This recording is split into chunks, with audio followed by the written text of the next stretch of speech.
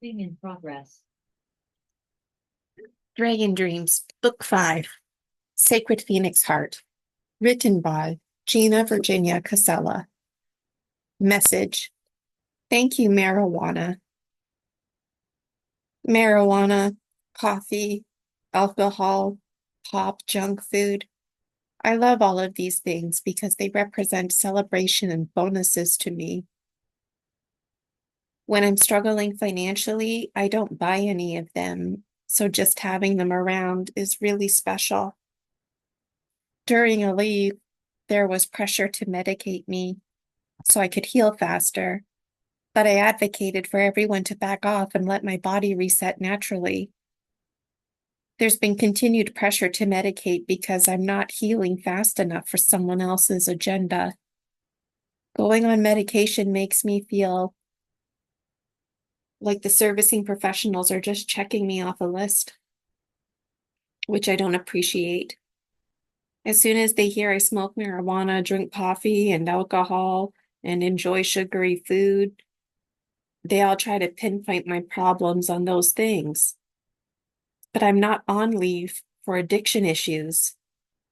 Over time, the doctors and psychologists seem focused on checking things off their list and even getting me to convince myself I'm on leave due to hormonal changes or early menopause, which isn't true.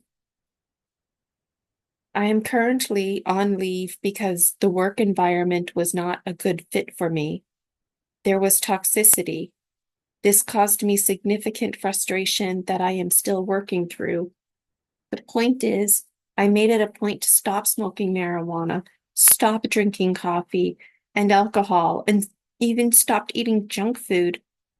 I also wanted to stop drinking alcohol because I was worried. I was developing an escape pattern, which I know could transform into an addiction. When I first had the severe panic attack, anything with sugar was too sugary, including apples. So by default, I didn't drink much. And each time I did, it was confusing making all these connections. My teeth were very oversensitive, so crunchy. Junk food textures like chips, I also defaulted to avoiding. I felt very judged and like I had to be careful about what I was expressing because folks were quick to check off their lists and pin my health on something, anything other than the truth. And the truth is very simple. My career became that stressful, and the new community amplified the stress. Due to the survival mode I was in, I couldn't take time off work. I was hopeful I could do hypnotherapy evenings and weekends, transitioning myself out. But then things escalated to the point I had a severe panic attack. It's that simple. The way I was thinking and feeling caused the physical reaction, which had long-term effects. And looking back, as if anyone would expect me to go back to work in a couple of weeks to a month. I mean, now that I've been through this experience, anyone who has a severe panic attack needs a straight up 2 years to sort shit out.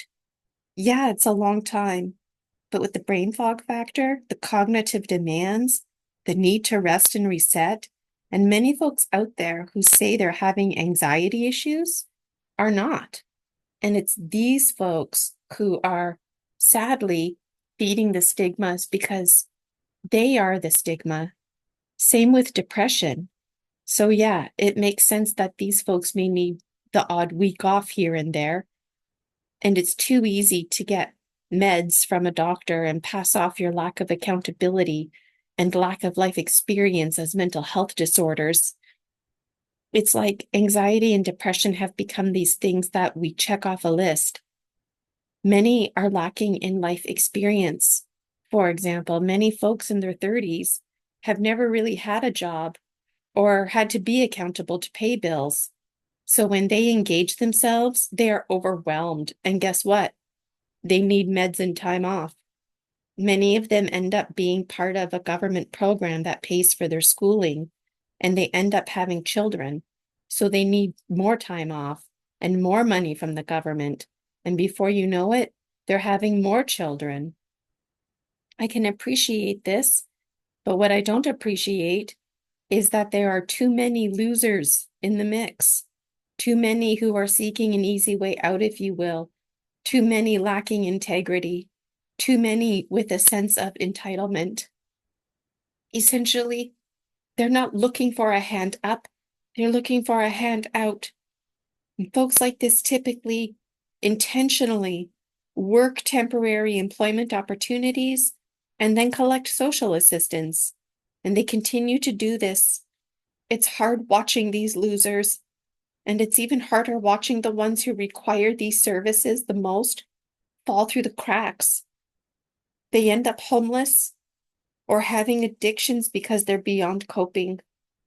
The process that unfolded with me personally was stupid. I never felt so judged and unheard. I mean, I was already active physically and part of a meditation group. Then, when I had the severe panic attack, if anything, to do anything, if I needed to do anything, it was to rest and reset.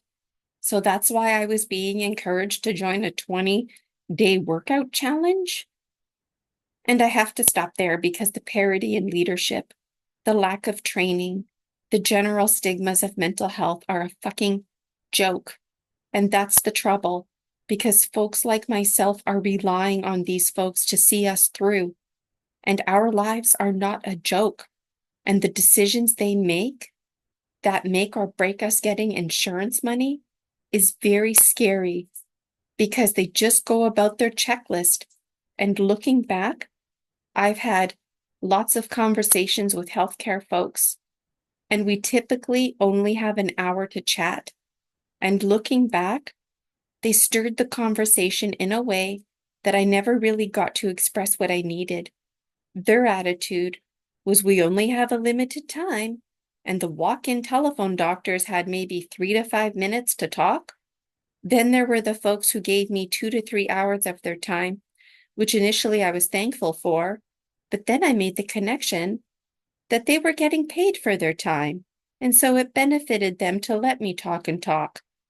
I remember talking to an advocate for a long time, and I thought he was going to help me rewrite my information and clearly communicate what I needed to for my claim. But all he did was upload the Word document I wrote, as is. Initially, I thought it was a good thing because cognitively it was clear I struggled to communicate, but then I made the connection that this guy gets paid for his time. So yeah, folks like me work in his favor. And the number of healthcare professionals who told me I needed to break this habit of oversleeping. It's like, you mean break the process of recovering? This experience has left me feeling quite disheartened about our underfunded systems, and I don't want anything to do with these bell curves anymore. So anyways, I quit coffee cold turkey for months with ease. I find too much coffee upsets my stomach now, but I don't need it to function. Never did. Additionally, I took a break from marijuana for a few months to make sure I wasn't dependent on it. I stopped drinking pop and alcohol by default because they were too sugary for my sensitive teeth. Marijuana can be useful to me medically, medicinally, so I try to reserve it for when I really need relief. When my arms are especially sore or I have severe menstrual cramps, marijuana provides the only relief, helping me sleep and keeping food down when I feel nauseous. When I gave up marijuana for a time, I missed it, but it was not an addiction. I slowly reintegrated it back into my life because it can help shift my thinking when I'm feeling negative. To keep it effective for medicinal use, I try not to use it every day. On days when I do smoke, it ends my day reflectively. If I need to shift my thinking, I'll smoke a joint. It's better than any other meds offered to me. And don't get me started on the side effects of those meds. There are also stigmas of smoking marijuana, like munchies, laughing, and saying dumb stoner things. Yet this is what it's like if you smoke at the odd time. When you smoke it regularly, it's not like this at all. I feel like if anyone is going to be prescribing anything, they should take it and really know what the fuck it is before recommending it to others. Also, a final thought, I don't really value all the conversations I had with healthcare professionals because looking back, I was pouring out my heart and soul. And eventually, the summer of 2024, when I tried medication, I realized none of those conversations mattered. All we were doing was checking off a list. There are various doses that can be prescribed. So it's like they want to know how annoying you are, and then they'll match that to their chart. Then you take the meds and they see if you need it increased or decreased. And it's like, yes, folks are going to school learning all these things and end up doing this, which is something a vending machine could do. And that's what's scary.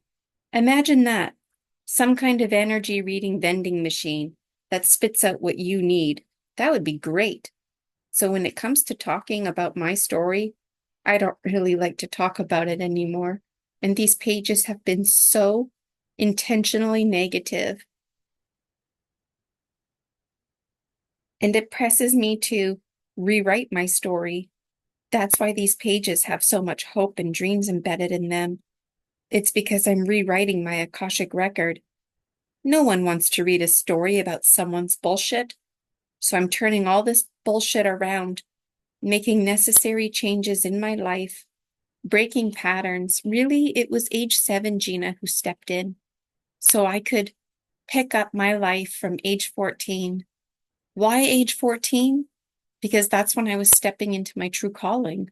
And also because age 14 is the age the other children Ginas perceive as an adult or young maiden, I suppose. The Gina I am in this waking life, I'm like the empress of the pine tree forest, overseeing all these changes and providing guidance, while also receiving guidance from other Ginas of all ages, but mostly the children Ginas. It's as if they looked into the future and saw me, along with all the bullshit manufactured survival-based life I live, and were like, no, no, no, no, thank you. And that's when I had the severe panic attack. They were frustrated I tried to return to work like I was, especially in my condition, yet they appreciate the strong integrity that flows through me. I won't easily give up. No, I won't go down easy. I mean, when I think about it, it makes sense that a dragon would need more than one bullet, if you will, to go down. And for the next 2 years, the inner Gina is metaphorically holding me down. And then June 2024, I received my last insurance paycheck cut off financially and told to return to work. And they made it sound like it was such a good thing because now I could do any job, not just any job in my field, but any job. The point completely missed that I can't work 40 hours a week anymore, and cognitively, I can't handle the demands. Moreover, I seriously don't have any patience anymore for customer service roles. I used to work a standard 60 hours a week. Now I can't even work 10. I'm not reliable to go to work, as I'm not reliable to attend Pilates or the new moon yoga or the full moon yoga. I danced once a week for 2 hours, and that was challenging, a very challenging commitment to make. So it's just absurd. I'd be expected to return to anything, and it's outrageous I was cut off. Now I'm homeless. I lost everything.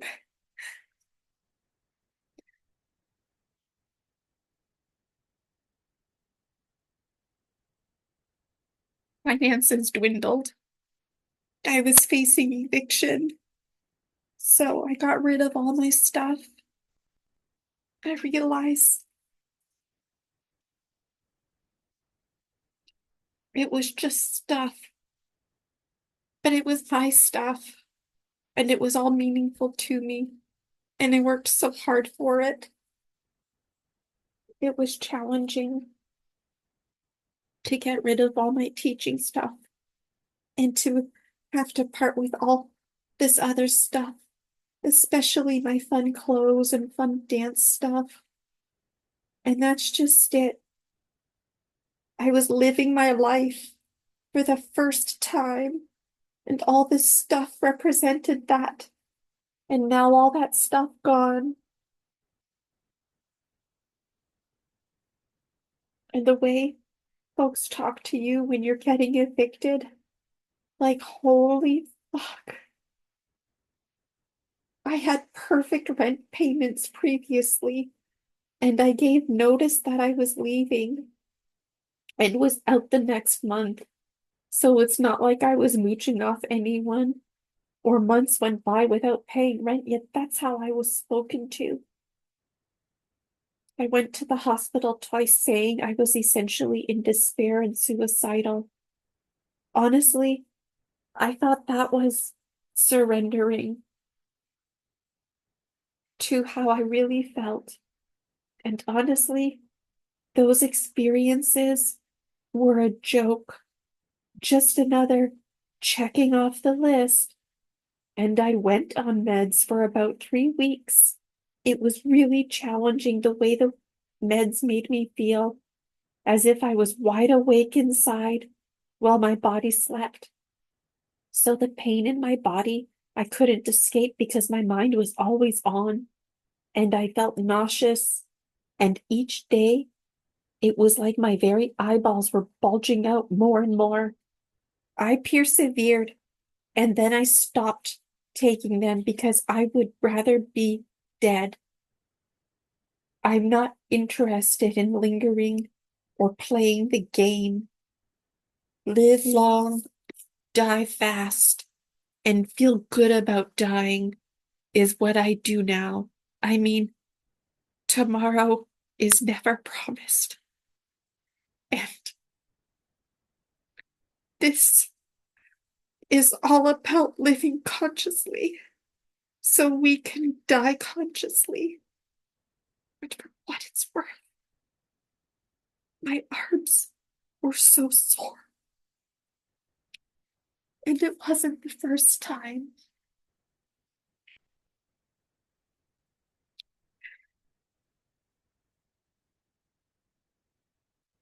And looking back, no one ever took an x-ray of my arms or talked to me about connections like me being a teacher and doing a lot of typing, which could cause my arms to hurt.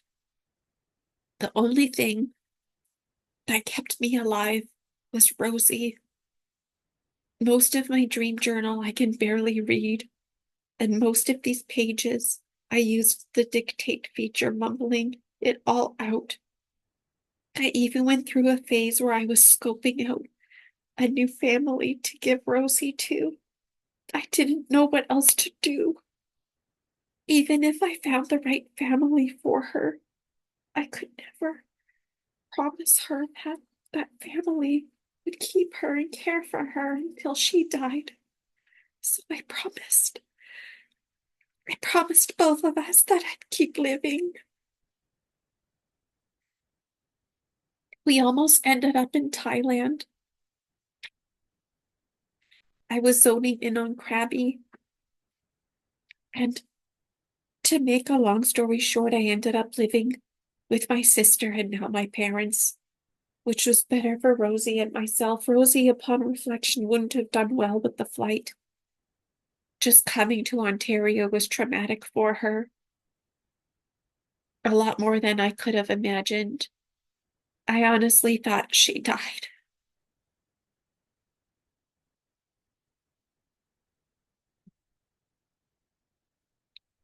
Never have I ever wanted a place for us to simply be, to be left alone.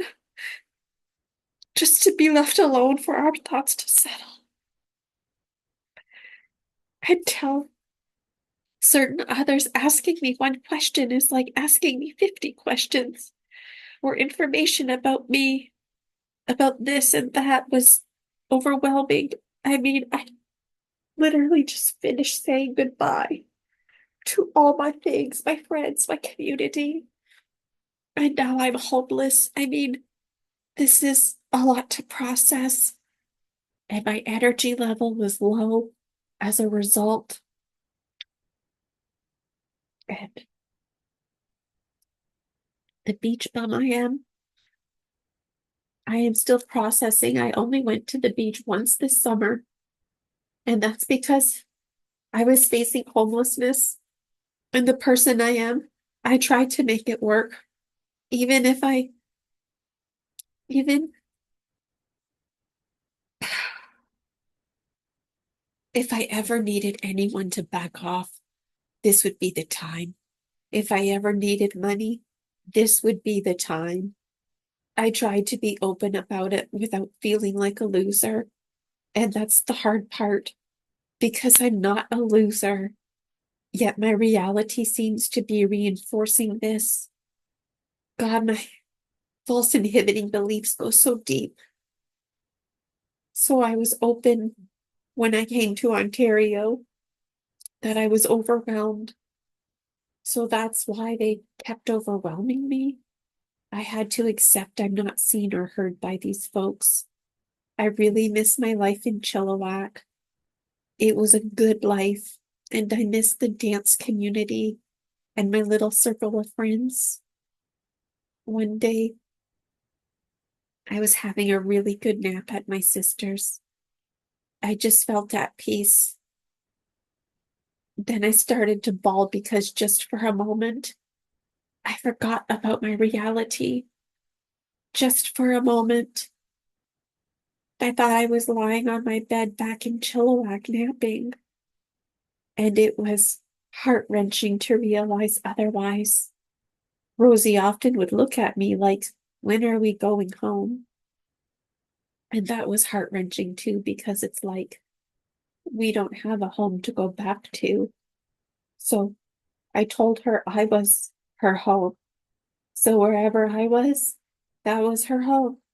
So we are focused on our condo by the beach more than ever. Our own little space where we can breathe, where we can simply be. It's been a struggle, and I keep telling myself it's for the best. So when it comes to publishing these pages, yes, it needs to generate aggressive income and fast. I can do this for an easy 4 to 6 hours a day, yet the Ginas won't let me do anything else. Even cooking with Gina is limited to about 2 hours. And between taking a shower and catching an episode of Typical Skeptic, my days are over. So, okay, let's do this. We no longer have a choice. So, we might as well enjoy it. There are highlights to living with my parents. Yet I learned I can't stay with them. I mean, it's one thing to visit, but this is different. I make it a point to see the highlights and focus on these pages. I like smiling and I like laughing. And it's hard to do these things right now. There's a guy I'm interested in dating. He seems really kind and understanding. He lives about an hour and a half away and mentioned him driving out here to meet me this Friday. I'm totally open to it, and he knows my situation because I told him. He said it was brave of me to do this and seems intrigued. I just felt vulnerable because of the money issue, and it'd be really cool to make some serious cash with these publications. and promptly at that, reinforcing I'm fulfilling my mission. I had a free session with Matt a couple weeks ago. I won it on his 4th year anniversary of him running his own business. He told it like it is, which I appreciated. He essentially said, no fire ceremony or special spells are going to change anything, and that there's no reason why I can't manifest money or a husband. In fact, multiple psychics have recently said the same thing. It's confusing for them because they will assert that, yes, I've done everything and have everything I need within me. They're used to working with folks who haven't persevered like me, so they don't get what my holdup is. So it means my false inhibiting beliefs go so deep that this is where I'm at. Maybe I'm scared to make this change. Maybe I'm scared to be happy. I don't need money to be happy. The universe knows this. Yet I need money in this 3D reality to carry my 3D weight. And I love the story about the husbands coming together to provide for me. And I know that those are aspects of myself. Yet I like to work with the theme of the lovers and roles like the feminine receiving. And it's like, I need to wrap up this book so I can get that money. And once I have the money, nothing will really change, except I'll own my own place in my own car. I won't have payments to make. My lifestyle will remain as is. Well, my lifestyle like it was in Chilliwack as a husband. Before I left Chilliwack, I drew a picture of my upgraded life. It was the same picture I already drew that I put on the fridge, except in this picture, there was a waterfall in the background. I thought this was interesting, and also why I thought I might move to a place like Jeju Island in South Korea, or even Costa Rica or Australia to teach. But these places are, yes, places I can vacation and do spirit work, not return to the rat race manufactured world.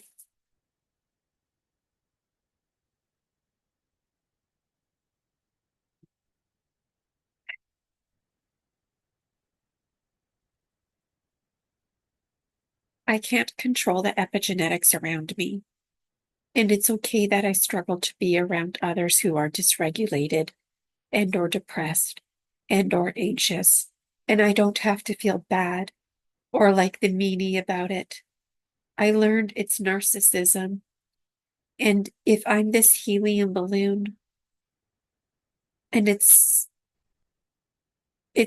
like I'm this helium balloon, and it's so mean of me not to allow others to tie their bricks to my string, others insisting I make them the center of my focus.